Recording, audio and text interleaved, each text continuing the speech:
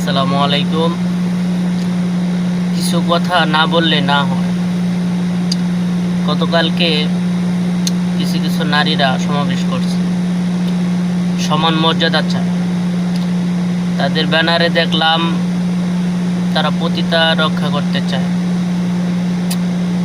পুরুষদের সমান অধিকার চায়। আচ্ছা, ভালো কথা। বাপের সম্পত্তির সমান চায়। বাপের সম্পত্তি যদি তারা সমান চায়, তাহলে তাদেরকে যে বাপে যৌতুক দিয়ে বিবাহ দেয়, তারপরে এত বছর লেখাপড়া করায়, তারপর দেখা গেছে বিবাহের পরে উনি আর বাপ মার খবর নেয় না, তাহলে এগুলা কি হবে? আর যদি সমানই হয়, তাহলে ছেলে যে কাজ করে তাদেরও সেই কাজ করতে হবে। আর সমতা হইলে তারা যে দাবি করতেছে, এটা পুরা ইসলামের সাথে সাংঘর্ষিক।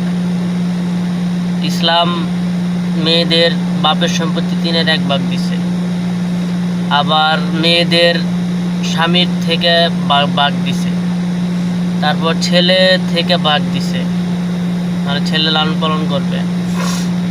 তো এত কিছু পাওয়ার পরে নারীরা কেমনে আবার ছেলেদের সমতা করতে চায়? আর আমাদের বাংলাদেশও মনে হচ্ছে পশ্চিমা কালচার আনতে চাচ্ছে এই মহিলারা, নারী কমিশন। তাই সকল মুসলমান এবং রাজনীতির ঊর্ধ্বে উঠে এটার প্রতিবাদ করতে হবে। তা না হলে ইউরোপ আমেরিকার মতো হাজব্যান্ড রাইখা মহিলা যা খুশি তা করবে, মহিলা রাইখা হাজব্যান্ড যা খুশি তাই করবে, প্রতিবাদ করতে পারবে না।